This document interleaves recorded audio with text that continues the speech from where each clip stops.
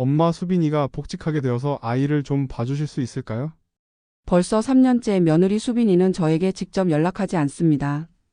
급한 일이 있어도 손자 육아를 부탁할 때도 항상 아들을 거쳐서만 말을 전합니다. 마치 저와 직접 대화하는 것 자체가 불편한 것처럼 말이죠. 이런 상황이 반복될 때마다 저는 자꾸만 과거를 떠올리게 됩니다. 처음 수빈이를 며느리로 맞이했을 때의 그 설렘과 기대를 말입니다. 그때는 정말 하늘이 내려준 며느리라고 생각했거든요. 조용하고 단정하며 예의도 바르고 무엇보다 저희 아들을 정말 사랑하는 것 같아 보였으니까요. 하지만 지금은 어떤지 아시나요?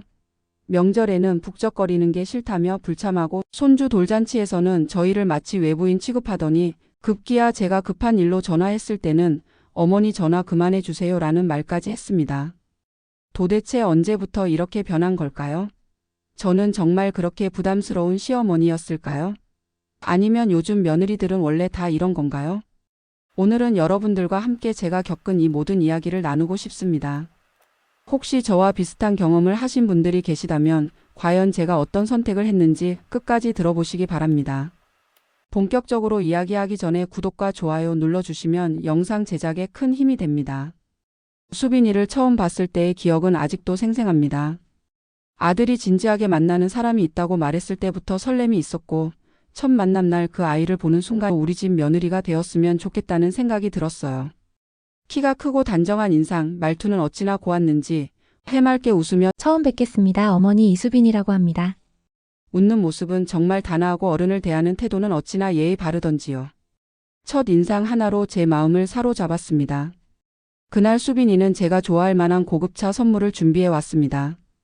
어머니께서 차를 즐겨 드신다고 해서 골라봤어요.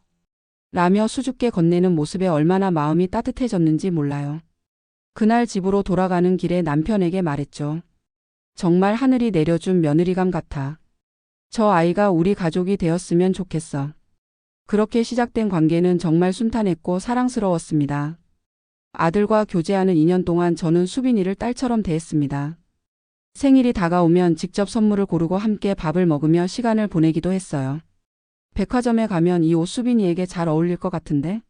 하며 선물로 사주기도 했고 여행을 가면 기념품도 꼭 챙겼습니다. 수빈이도 저를 편하게 대해줬고 제게 애교도 많았습니다. 어머니는 저희 엄마보다 더 따뜻하게 대해주셔서 좋아요. 라는 말은 정말 잊을 수 없어요. 결혼 준비도 협조적이었습니다. 혼수와 예물 예단 문제도 제 의견을 묻고 사치 없이 검소하게 준비하겠다는 수빈이의 태도는 정말 믿음직스러웠습니다. 어머니 저희는 알뜰하게 살고 싶어요. 너무 무리하고 싶지 않아요. 라는 말에 마음이 놓였어요.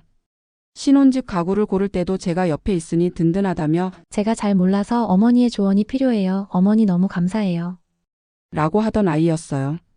결혼식 당일에도 정말 모범적이었죠. 패백대 고운 한복을 입고 정중하게 인사를 하며 앞으로 잘 부탁드립니다. 라고 말하던 모습, 결혼 내내 미소를 잃지 않던 모습, 저는 그 아이가 우리 집에 큰 복이 들어온 거라고 믿었습니다. 그래서 주변 친구들에게도 자랑했어요. 우리 며느리는 정말 착하고 예의 바른 아이야. 나한테는 딸 같아. 라며 입이 마르도록 칭찬했습니다. 결혼 후 첫 해 우리 사이엔 따뜻한 교감이 있었습니다. 명절이면 정성껏 음식 준비를 도와주고 가끔은 반찬을 해와서 저희 부부에게 전해주었어요. 제가 무릎이 불편하다는 이야기를 듣고는 직접 건강영양제를 사다 주기도 했죠. 이런 아이와 함께라면 평생 든든하겠다 싶었고 아들과 잘 살아가는 모습에 마음이 참 편했습니다. 하지만 그 따뜻했던 관계는 수빈이의 임신과 함께 서서히 변하기 시작했습니다. 처음에는 입덧이 심해서 힘든 줄로만 알았죠. 제가 전화를 걸어도 예전처럼 반가워하지 않고 짧게 네, 괜찮아요라고만 말한 뒤 서둘러 전화를 끊는 일이 반복됐습니다. 몸이 힘들겠지 하며 이해하려고 했지만 연락 자체를 피하는 듯한 느낌이 점점 뚜렷해졌습니다.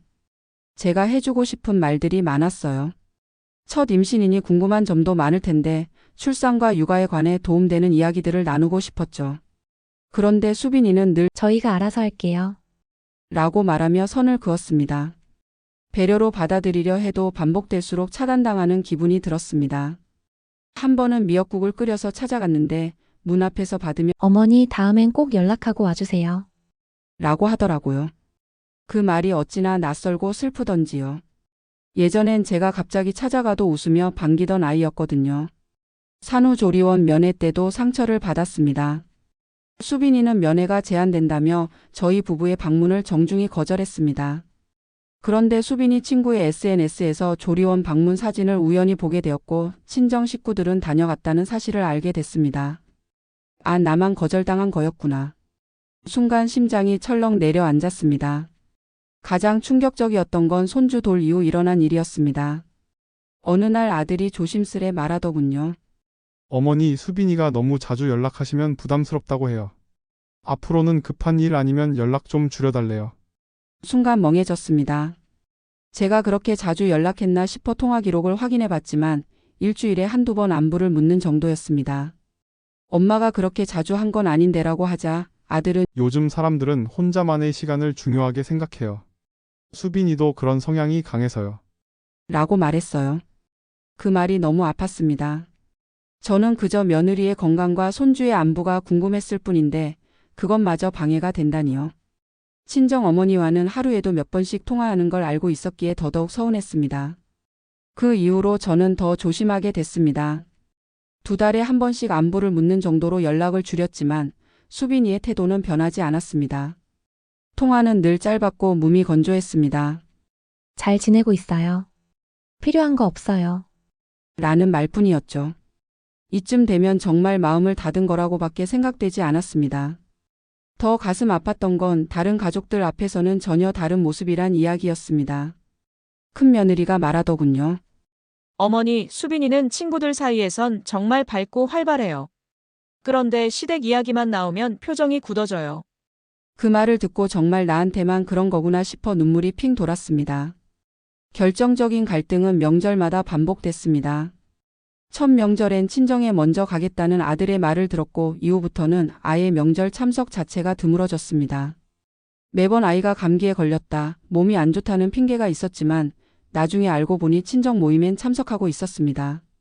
어느 설날엔 아들 혼자 오더니 수빈이가 북적거리는 자리를 힘들어해요. 라며 변명했습니다. 저는 말이 북적거리는 거지 그건 우리 가족이 모인 자리였는데요. 그 말이 얼마나 상처가 되던지요. 함께 밥 먹고 웃던 가족 모임을 그렇게 표현할 줄이야. 나중에 이웃 아주머니가 말하더군요.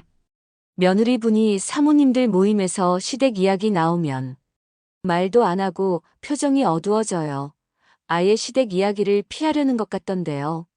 저는 그런 소문이 날 정도였다는 걸 그때서야 알았습니다. 그 순간 너무 부끄럽고 속상했습니다. 그 후론 저는 수빈이를 대하는 마음을 점점 내려놓게 되었습니다. 억지로 붙잡아봤자 저만 상처받는다는 걸 깨달았어요. 지금은 오히려 제가 먼저 거리를 두고 있습니다. 관계는 억지로 끌고 갈 수 없다는 걸 알게 되었기 때문이죠. 결국 저는 마음속에 있던 외침을 꺼내어야만 했습니다. 이제는 그만하자. 나도 더 이상 이 관계에 매달리지 않겠다. 아들에게 말했습니다. 엄마가 뭘 그렇게 잘못했는지는 모르겠지만 너희가 원한다면 앞으로 수빈이와는 필요한 일 외엔 연락하지 않겠다. 단 너도 나를 필요할 때만 찾지 말아라. 처음엔 아들이 많이 당황했습니다.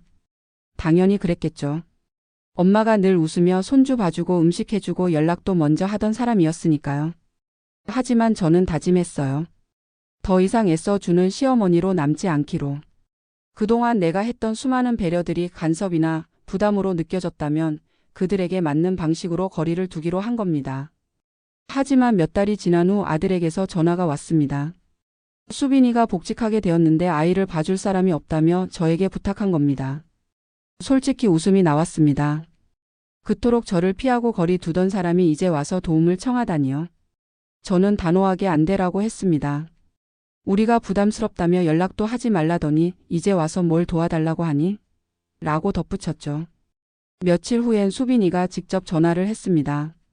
울먹이며 제가 철이 없었어요. 정말 급해요. 어머님 아니면 안 돼요. 라며 사정하더군요. 하지만 제 마음은 쉽게 움직이지 않았습니다. 그동안 그렇게 선을 긋더니 이제 와서 필요하니 연락하는 건 결국 제가 마지막 수단이라는 뜻이잖아요. 이후에도 아들은 몇 번이고 전화를 했습니다. 수빈이가 너무 힘들어해요. 지우가 할머니 보고 싶대요 라며 저를 설득하려 했지만 저는 마음을 굳게 먹었습니다. 손주가 보고 싶은 건 당연히 저도 마찬가지였습니다. 하지만 이건 수빈이와의 문제였습니다. 큰 며느리에게 털어놓았더니 어머님이 잘하셨어요. 그런 식으로 한번 넘어가면 평생 이용당해요라고 제 편을 들어줬습니다. 결국 수빈이 친정어머니가 조기 퇴직을 하고 손주를 돌보게 되었다고 하더군요. 이후로는 아들도 더 이상 부탁하지 않았고 저희는 자연스럽게 연락이 뜸해졌습니다. 지금은 1년 넘게 명절에도 오지 않고 아주 기본적인 연락만 주고받습니다. 물론 처음엔 서운했지만 시간이 지나니 오히려 마음이 편해졌습니다. 더 이상 눈치 보지 않아도 되고 조심스럽게 행동하지 않아도 되니까요. 하지만 한동안 마음이 공허했습니다. 마치 내 삶에서 큰 구멍 하나가 뚫린 것 같았어요. 수빈이와의 관계에서 받은 상처보다 가족이라 믿었던 존재에게 외면당했다는 사실이 더 아팠던 거죠. 나만 노력하면 가족이 될 수 있다고 믿었던 지난 시간들이 허무하게 느껴졌습니다. 하지만 바로 그 시점에서 의외의 손길들이 제게 다가왔습니다. 큰 며느리가 먼저였습니다. 어머니 속상하셨죠? 제가 더 자주 연락드릴게요. 그리고 정말로 주말이면 손주를 데리고 집에 와서 함께 밥을 먹고 산책도 하고 이야기도 나누며 시간을 보내기 시작했습니다. 둘째 아들 며느리도 마찬가지였습니다. 어머니, 힘드셨겠어요. 시댁을 가족처럼 생각하는 게 당연한 줄 알았는데 어머니께서 외로우셨겠어요. 그러면서 둘째 며느리는 제게 정기적으로 안부 전화를 했고 저의 생일이나 기념일엔 소소한 선물도 준비해 주었습니다. 그들의 따뜻한 말과 행동이 제 마음을 어루만졌습니다.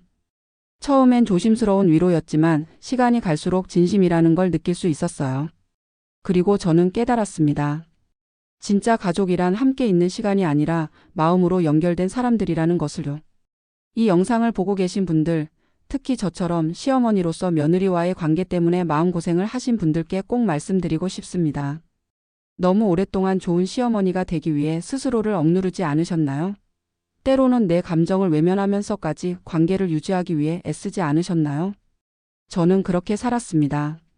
눈치를 보고 말을 아끼고 요구하지 않고 그렇게 몇 년을 보내는 사이 내 마음은 점점 병들어갔습니다. 하지만 이제는 말할 수 있습니다. 우리는 모두 존중받아야 할 존재입니다. 가족이라는 이유만으로 모든 걸 참는 건 건강한 관계가 아닙니다. 첫째, 가족 간에도 경계가 필요합니다. 너무 가까워지려고만 하지 마세요. 적당한 거리는 오히려 서로를 지켜주는 역할을 합니다. 특히 요즘 세대는 감정 소통 방식이 다르다는 걸 인정해야 합니다. 하지만 다름을 받아들이는 것과 무례함을 참는 건 다른 문제입니다. 둘째, 내 감정을 솔직하게 표현하세요. 상처받았으면 상처받았다고 말해도 됩니다. 억지로 웃으며 참는다고 해서 상대가 더 나를 이해해 주는 건 아닙니다. 저는 오히려 계속 참았기 때문에 불편한 존재로 오해받은 것 같아요. 셋째, 당신도 도움받을 자격이 있는 사람입니다. 왜 우리는 늘 주기만 할까요? 시어머니라는 이름으로 도움 주는 사람으로만 살아야 할까요? 누군가에게 기대고 싶을 때, 도움을 요청하고 싶을 때 그것이 당연한 것처럼 이야기해도 괜찮습니다. 넷째, 나를 위한 시간을 가지세요. 관계에서 벗어나면 처음엔 허전하고 외롭지만 그 시간은 결국 나를 돌보는 시간이 됩니다. 저는 그동안 미뤄뒀던 취미활동도 다시 시작했고 오래된 친구들과의 모임도 다시 나가기 시작했어요. 무의미한 희생 대신 나의 삶을 하나씩 회복하는 일이 시작된 거죠. 다섯째, 좋은 관계는 억지로 만드는 게 아닙니다.